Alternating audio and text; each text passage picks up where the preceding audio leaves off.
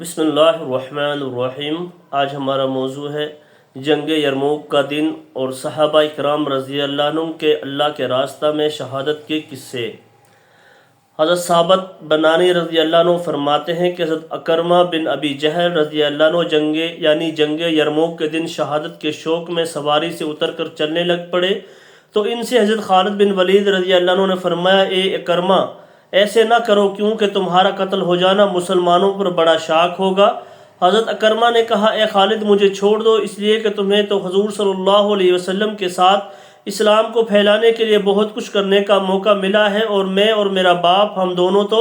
حضور صلی اللہ علیہ وسلم کے لوگوں میں سب سے زیادہ مخالف تھے اور سب سے زیادہ تکلیف پہنچایا کرتے تھے۔ اور یہ کہہ کر حضرت اکرمہ پیدل آگے بڑھے اور شہید ہو گئے۔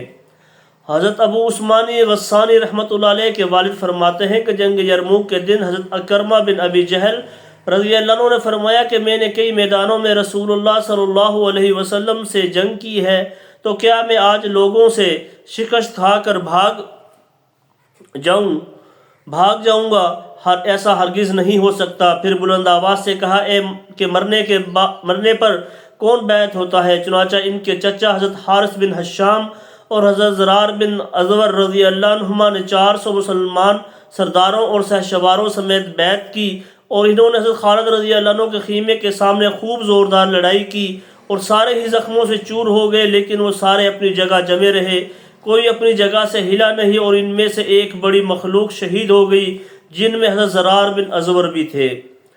حضرت سیف کی روایت میں بھی اس جیسی ہی ہے کہ لیکن اس میں یہ بھی ہے کہ وہ 400 مسلمان اکثر شہید ہو گئے، کچھ ان میں سے بچ گئے جن میں حضرت زرار بن ازور بھی تھے۔ صبح کو حضرت اکرمہ بن ابی جہل اور ان کے بیٹے حضرت عمر دونوں حضرت خالد رضی اللہ عنہ کے پاس لائے گئے، یہ دونوں خوب زخمی تھے۔ حضرت خالد رضی اللہ عنہ حضرت اکرمہ کا سر اپنی ران پر اور حضرت عمر کا سر اپنی پنڈلی پر رکھا، اور وہ ان دونوں کے چہرے کو صاف کر رہے تھے اور ان کے حلق میں تھوڑا تھوڑا پانی ڈال رہے تھے،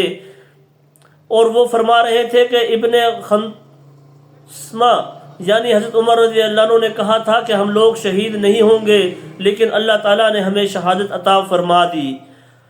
صحابہ اکرام رضی اللہ عنہ کے اللہ کے راستہ میں شوق شہادت کے قصے۔ حضرت ابو البختری اور حضرت میسرہ فرماتے ہیں کہ جنگ صفین کے دن حضرت عمار بن یاسر رضی اللہ عنہ لڑ رہے تھے لیکن شہید نہیں ہو رہے تھے۔ وہ حضرت علی رضی اللہ عنہ کی خدمت میں جا کر کہتے، اے امیر المومنین، یہ فلاں دن ہے، یعنی حضور صلی اللہ علیہ وسلم نے مجھے جس دن شہید ہونے کی خبر دی تھی وہ دن یہی ہے۔ حضرت علی رضی اللہ عنہ نے جواب میں فرماتے، ارے اپنے اس خیال کو جانے دو۔ اس طرح 3 مرتبہ ہوا، پھر ان کے پاس دودھ لایا گیا جسے انہوں نے پیا۔ پھر فرمایا کہ رسول اللہ صلی اللہ علیہ وسلم نے فرمایا تھا کہ دودھ ہی وہ چیز ہے جسے میں دنیا سے جاتے وقت سب سے آخر میں پیوں گا۔ پھر کھڑے ہو کر جنگ کی یہاں تک کہ شہید ہو گئے۔ رسول اللہ صلی اللہ علیہ وسلم کے صحابی حضرت ابو سنان دوری رضی اللہ عنہ فرماتے ہیں کہ میں نے حضرت عمار بن یاسر رضی اللہ عنہ کو دیکھا کہ انہوں نے اپنے غلام سے پینے کے لیے کوئی چیز منگوائی، وہ ان کے پاس دودھ کا ایک پیالہ لایا، چنانچہ انہوں نے وہ دودھ پیا، اور پھر فرمایا، اللہ اور اس کے رسول صلی اللہ علیہ وسلم نے سچ فرمایا، آج میں اپنے محبوب دوستوں حضرت محمد صلی اللہ علیہ وسلم اور ان کی جماعت سے شہید ہو کر ملوں گا۔ حضرت ابراہیم بن عبد الرحمن بن عوف رضی اللہ عنہ فرماتے ہیں کہ میں نے حضرت عمار بن یاسر رضی اللہ عنہما کو جنگ صفین کے دن جس دن وہ شہید ہوئے اونچی آواز سے یہ کہتے ہوئے سنا، میں جبار یعنی اللہ تعالیٰ سے ملوں گا اور حورین سے شادی کروں گا۔ آج ہم اپنے محبوب دوستوں حضرت محمد صلی اللہ علیہ وسلم اور ان کی جماعت سے ملیں گے۔ حضور نے مجھ سے فرمایا تھا کہ دنیا میں تمہارا آخری توشہ دودھ کی لسی ہوگی، اور وہ میں پی چکا ہوں اور میں اب دنیا سے جانے والا ہوں۔ حضرت انس رضی اللہ عنہ فرماتے ہیں کہ حضرت برا بن مالک رضی اللہ عنہ کے پاس آیا، وہ کچھ گنگنا رہے تھے، میں نے ان سے کہا، اللہ نے تمہیں ان اشعار کے بدلہ میں ان سے بہتر چیز یعنی قرآن عطا فرمائی ہے، تم قرآن پڑھو۔ انہوں نے کہا، کیا تمہیں اس بات کا ڈر ہے کہ میں اپنے بستر پر مر جاؤں گا؟ نہیں، اللہ کی قسم، اللہ مجھے اس نعمت شہادت سے محروم نہیں فرمائیں گے۔ میں اکیلا 100 کافروں کو قتل کر چکا ہوں، اور جن کو میں نے دوسروں کے ساتھ مل کر قتل کیا ہے وہ ان کے علاوہ ہے۔ حضرت حاکم نے حضرت انس رضی اللہ عنہ کی روایت نقل کی ہے کہ جب جنگ عقبہ کے دن فارس میں مسلمان شکست کھا کر ایک کونے میں سمٹ آئے تو حضرت برا بن مالک رضی اللہ عنہ کھڑے ہو کر اپنے گھوڑے پر سوار ہوئے اور ایک آدمی اسے پیچھے سے ہانک رہا تھا۔ پھر انہوں نے اپنے ساتھیوں سے فرمایا تم نے اپنے مقابلہ والوں کو بری عادت ڈال دی ہے کہ ہر دفعہ ان سے شکست کھا لیتے ہو۔ یہ کہہ کر انہوں نے دشمن پر ایسا حملہ کیا کہ اس سے اللہ تعالیٰ نے مسلمانوں کو فتح عطا فرما دی اور وہ خود اس دن شہید ہو گئے۔ حضرت عبید اللہ بن عبداللہ بن عتبہ کہتے ہیں کہ انہیں یہ خبر پہنچی ہے کہ حضرت عمر بن